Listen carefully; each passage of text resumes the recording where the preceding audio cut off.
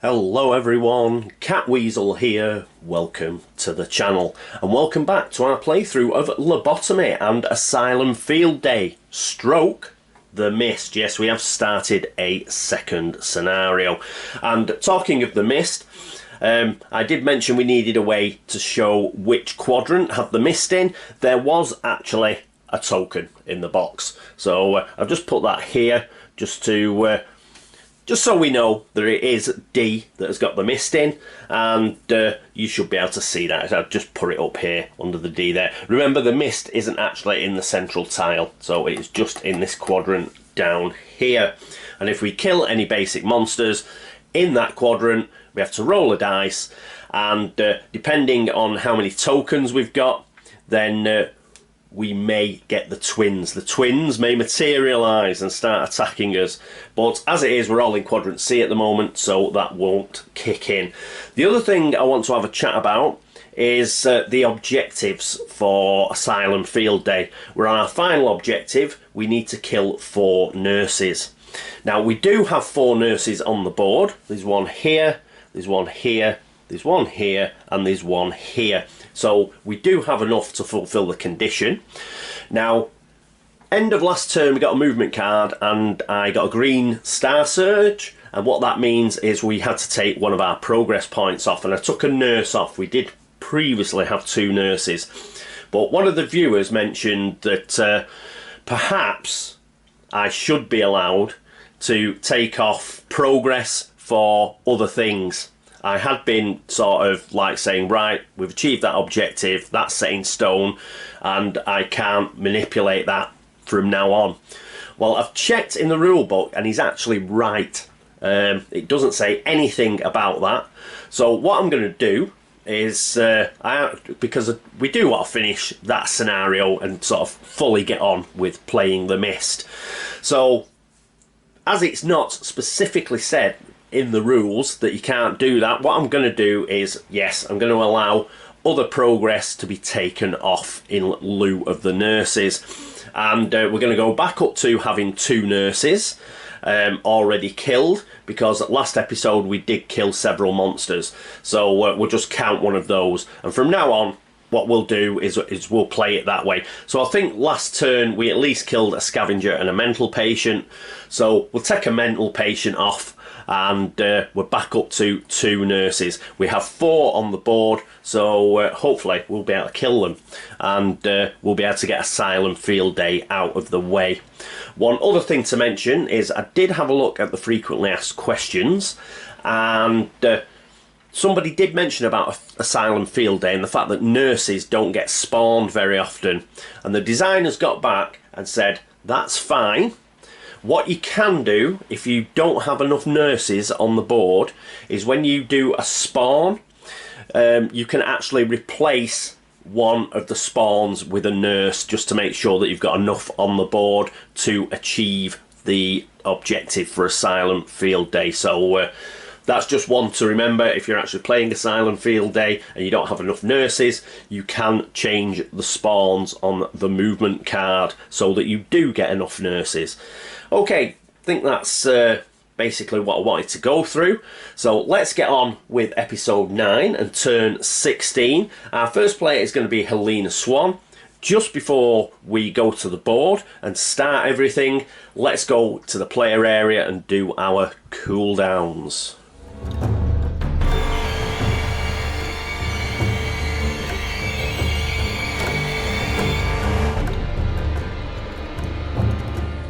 And here we are at the player area. So we'll start with Helena. So Hypnotising Eyes goes down 1, Shadow Step goes down 1, and Blur goes down 1. Then we'll move on to Bernard, and his Street Smarts goes down 1. And Beatrice, she gets Dancing Queen back. So that's great.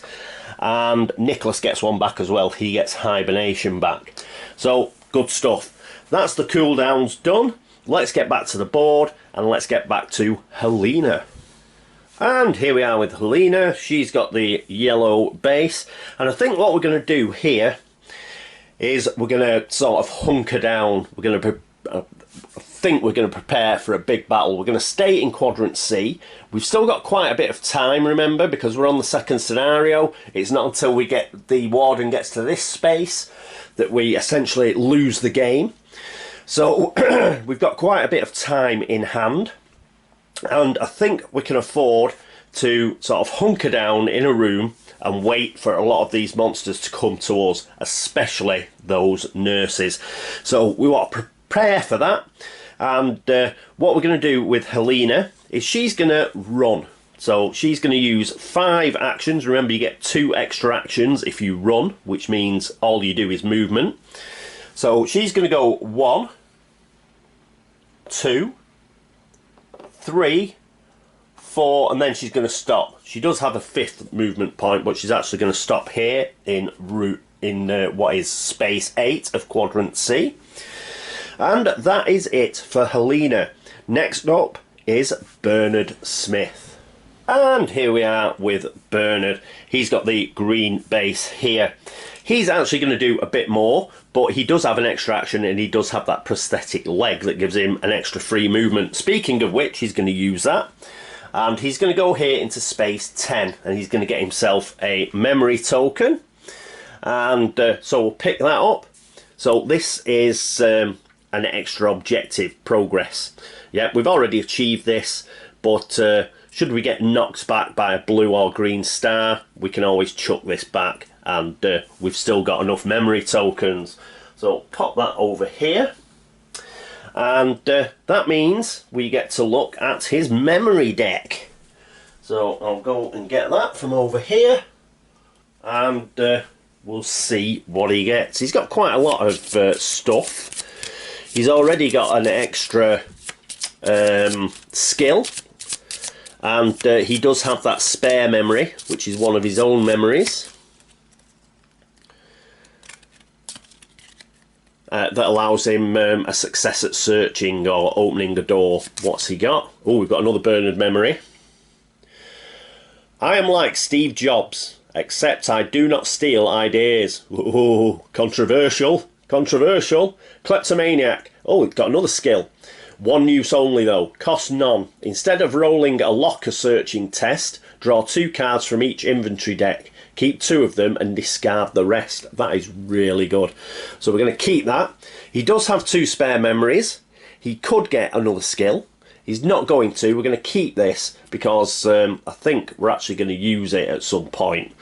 So a bit later on, we may need a lot of, you know, gear or whatever. So we'll keep this one in his back pocket. So that's Bernard's memory. I'll put that over on his player area. Won't be a moment. Right, I'm back. All right. So he moved 1 with his prosthetic leg. So no action. He did use an action to have a look at his memory, and he's still got a few movement points left, more than enough to go 1, 2. He's also going into space 8. We're going to bunch everybody up in here. Right, that is it for Bernard. I think he's got a spare action, but he's not going to use it. And next up is going to be Beatrice. And here we are with Beatrice. She is here again. She's not going to run because she can actually motor there under her own steam without having to bother to run. So she's going to go 1, 2, 3. So she's in here as well. And that is it for her turn. Next up is Nicholas Jackson. And here we are with Nicholas. He has the red base there. Okay, so he's got 3 actions. For his first action, he's going to move here to space 12. For his second action, he's going to attack with his scalpel. So gain a free attack with this weapon each turn. So he's going to roll 4 dice, and this is a free attack, so it's not going to cost an action. Pop this in here. I think we've got enough room, have we? Yes, we have. So that's 4 dice, and he's going to attack. No, he isn't. He's not close enough. He's not close enough. He'd have to go in here. So, right, we're not going to do that. We're not going to do that. I thought I'm getting mixed up like he had a ranged weapon. Of course he doesn't have a ranged weapon. So if all he's going to do is move in here, he's just going to use one action to move in there. So we're all together, and we're all ready for all these monsters attacking. Yes, no, I got confused there. I was actually going to attack with Bernard and his pistol, but I decided not to. So yeah. All Nick's going to do is move into here. We've wasted a couple of actions there, but what we are doing is we are concentrating everybody here. We'll be able to do a bit of trading, because I want to do some trading next turn, and all of these monsters are obviously going to move near to us.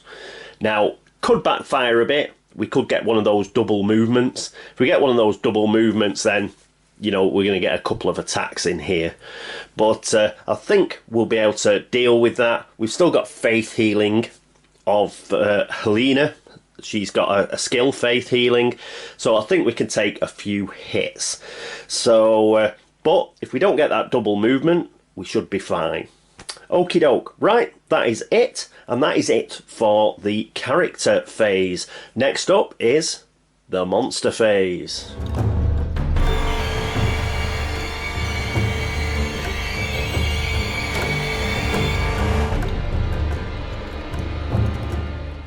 And here we are at the monster phase. I've stayed zoomed in, and because this is where all the action's going to occur, so we may as well stay zoomed in. First of all, we get to draw a movement card, and so that means a crappy shuffle and a cut. Let's see what we get. Oh, we didn't lose any progress anyway. No event this time. Woohoo! We do get a memory shrine, and we do get warden movement. So let's put that over there. We will need this because we're going to be placing a memory shrine. So where is it going to go? It is going to go to D3. So we'll pop that. Where is D3? In fact, it's just down here. I'll show it you at a later date, but it's getting towards near the entrance. In fact, there's a couple of memory shrines right next to each other. So, yes, that should be very helpful. Right, so we've placed that. We got warden movement. I'm just going to move him up to A11. I'll show you that when we zoom back out. But yes, he's nearly at A12, but we are in the second scenario, so that doesn't matter. And let's get the movement card back. And then we're just down to spawning. But before we spawn, we won't be spawning a nurse, because we've got enough on the board. But before we get to spawning the mental patient and the scavenger, we've got monster movement. So I'll just go away and do that, and then I'll be back in a moment. Okay, I'm back. Done all the monster movement. As you can see, we're getting a huge posse of monsters coming down here, and also these that were just out of shot are coming this way. We didn't have to move them twice, so they're not going to be able to attack us this particular monster phase. But I did have to move the dice tower because they were all walking where the dice tower was, so just put it off to the side. A couple of other monsters have moved up here, but they're miles away. We can ignore those for the time being. Okie doke. So we've done the monster movement, but now we've got to spawn a mental patient and a scavenger. So let's get on with that. First of all, the mental patient, that is a B, and that is B8. So we'll plop him, that is, that's the guard room right at the top. And the scavenger, where's that going?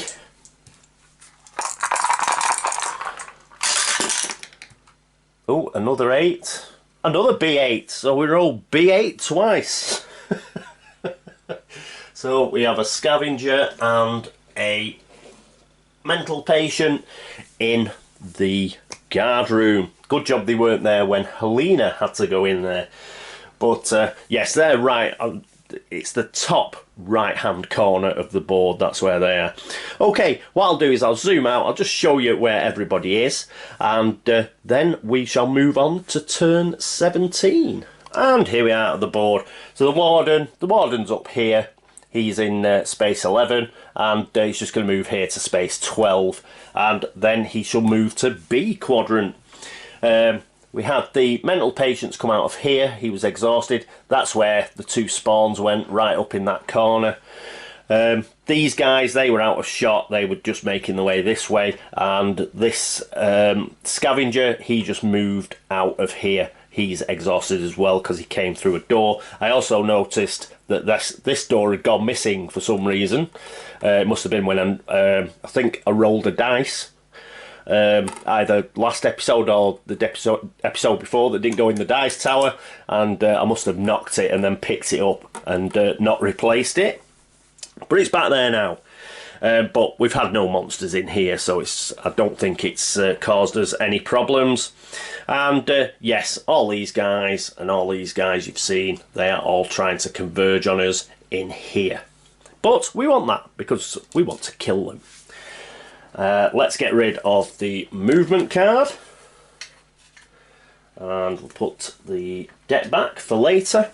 Okay. Right, we are now ready for turn 17. Let's go across to the player area because we've got some cooldowns to do.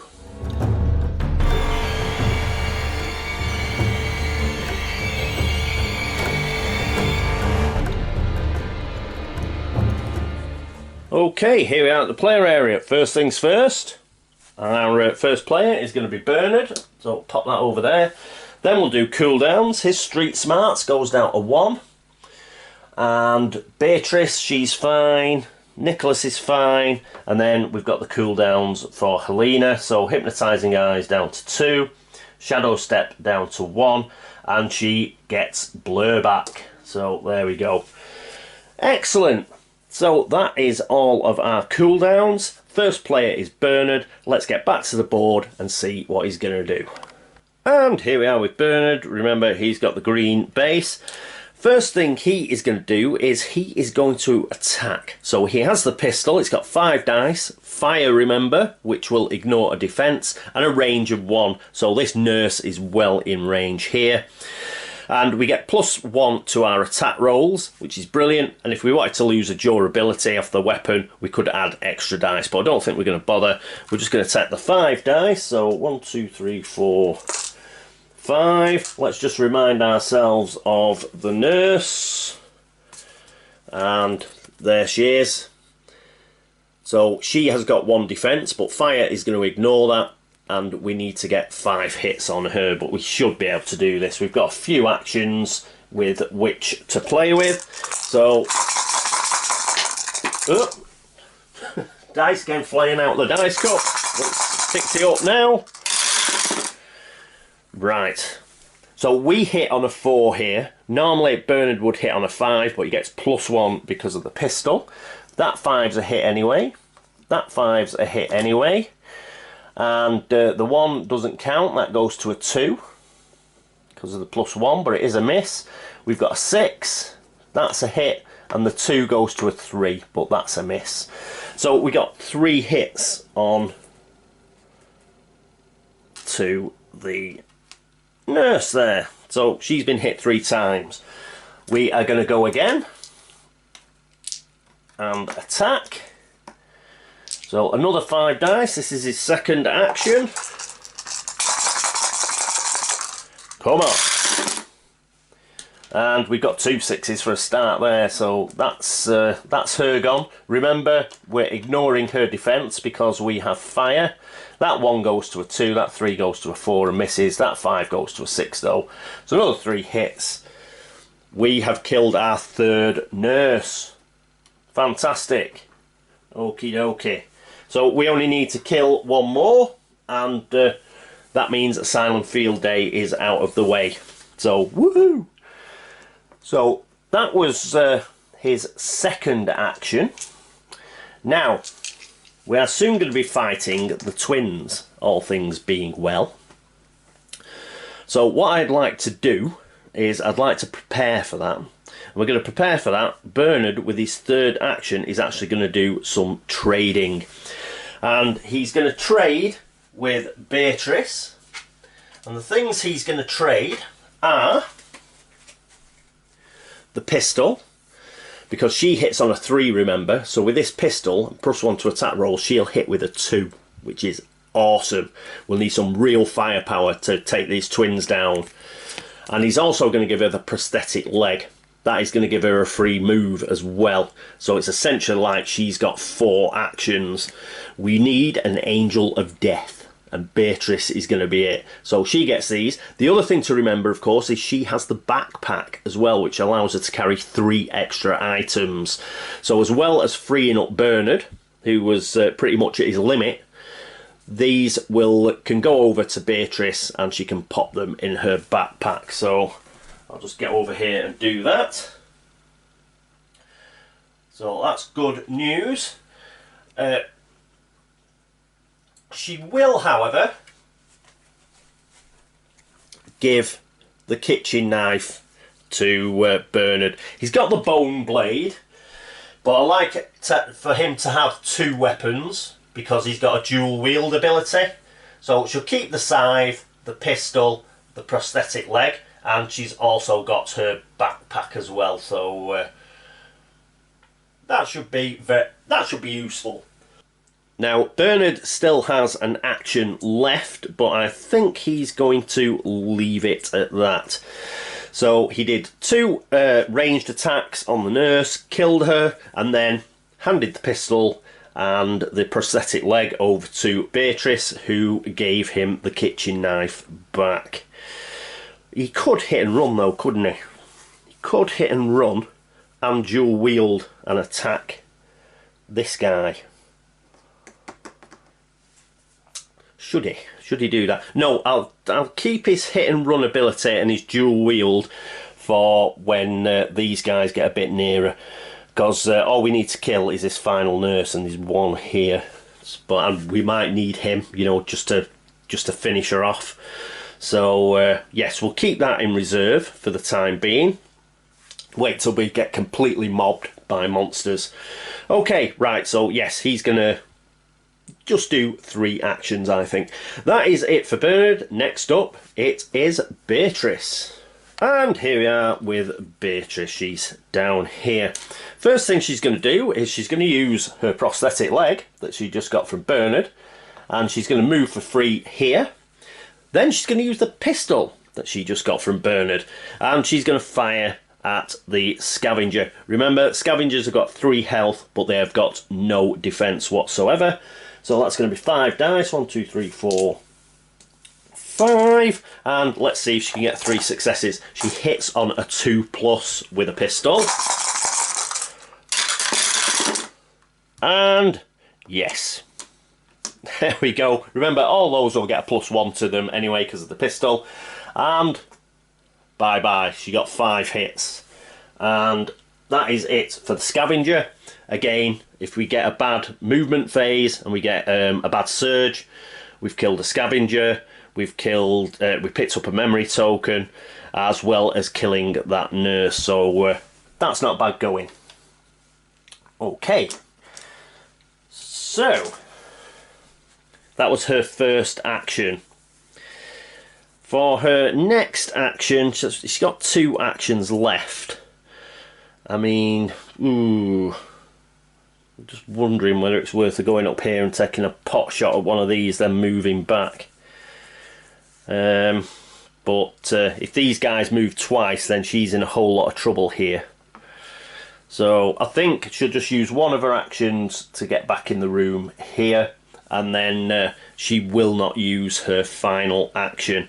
Okay, that is it for Beatrice. Next up, it is Nicholas Jackson. And here we are with Nick. He's got the red base, remember. What's he going to do? Well, he's going to use his room by room ability. And it's got a cost of none. He's going to move 2 spaces in any direction, and then he's going to gain +1 to his attack rolls, and he's going to get an avoidance of 6 for this round. So what's he going to do? He's going to go 1, 2 into the corridor where this mental patient is, and he's going to attack that mental patient. Remember, that movement didn't cost anything because it was part of his room by room ability, which I'm just going to pop a cooldown marker on. And oh, by the way, Bernard got street smarts back because he actually killed something.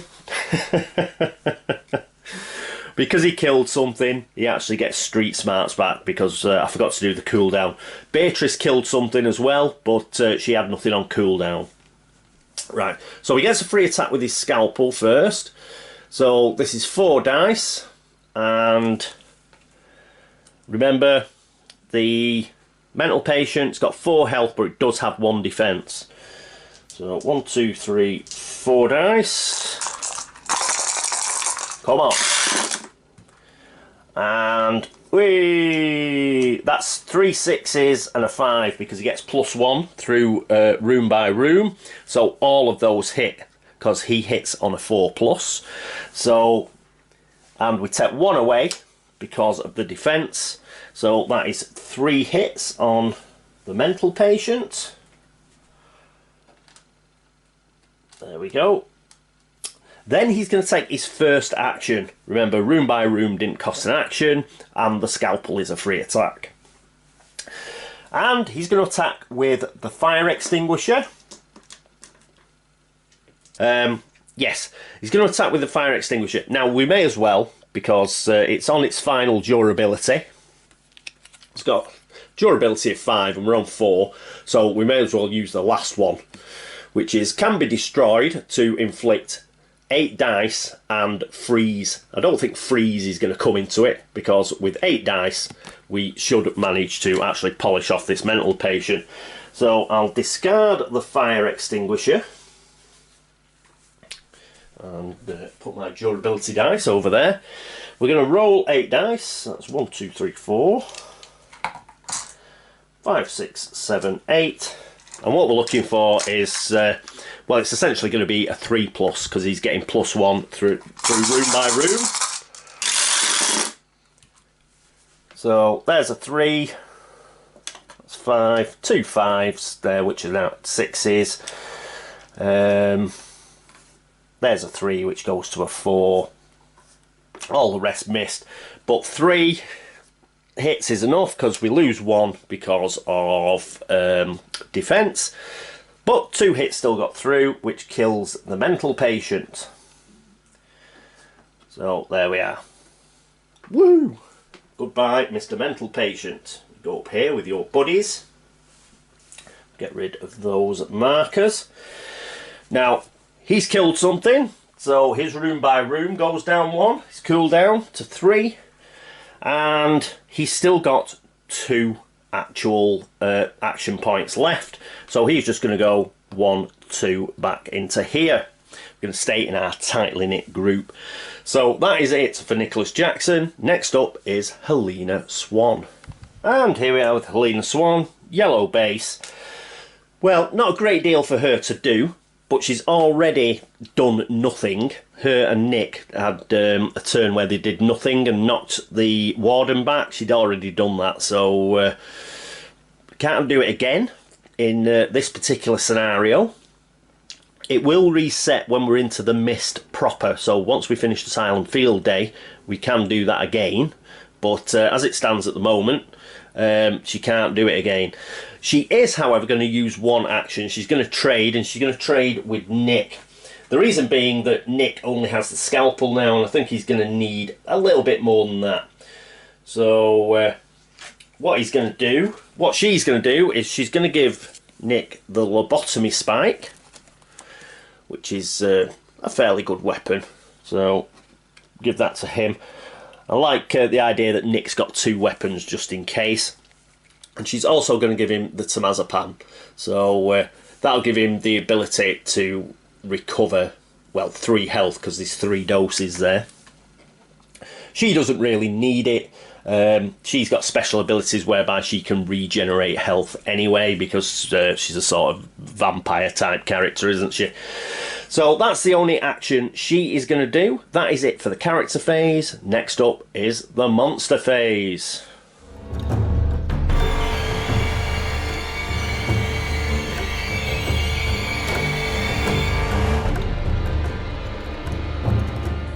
And here we are at the monster phase.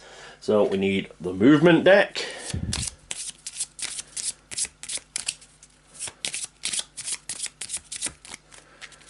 And let's do a cut. And we get another no event this time. We do get we cannot make any progress next turn on anything. Oh no, just on Asylum Field Day, sorry.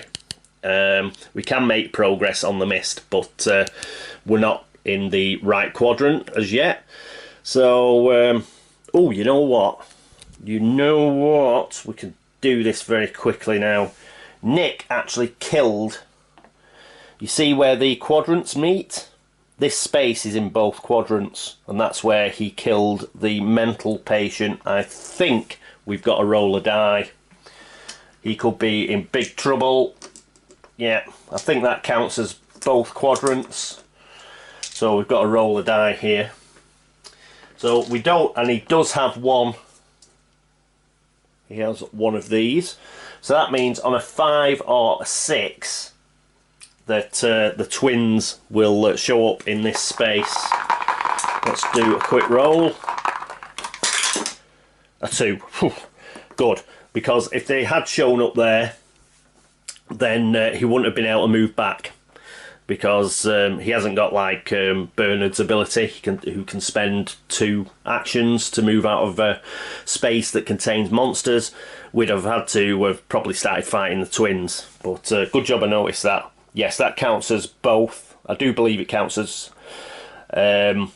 D quadrant as well as C quadrant, because as you can see, the join between the 2 quadrants runs right up this corridor.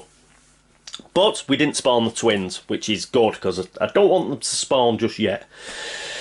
Okay, right.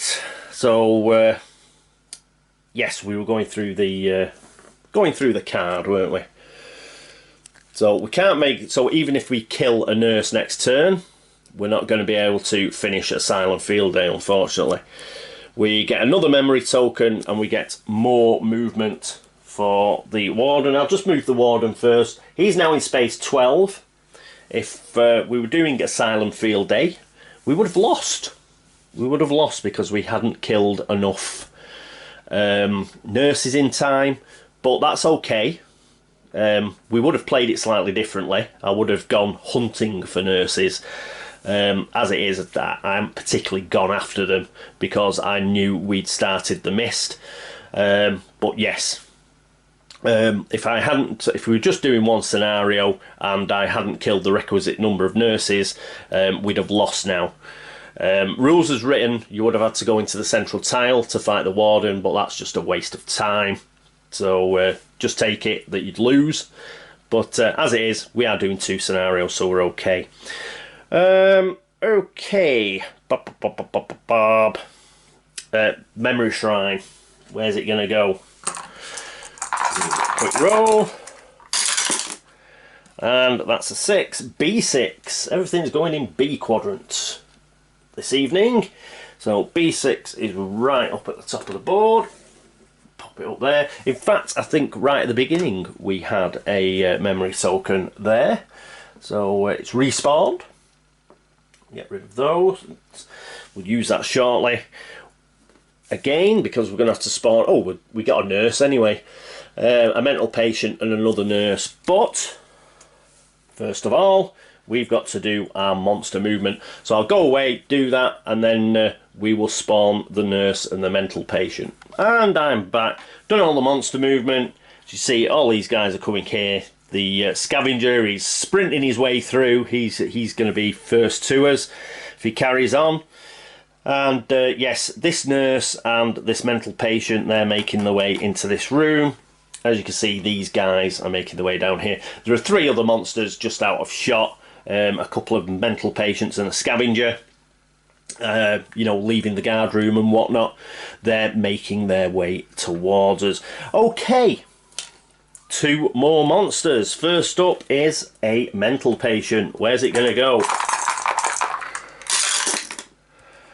That is C. Ooh, C9. Oh, I thought it was right. That's 8. Where's 9? Toilet. They're all going in the toilet. Right. He's in there. What's the fascination with that toilet? Right, okay. The nurse. That is a 4. D4 is the nurse. So we've got a nurse right here. So she's sort of in the canteen diner area.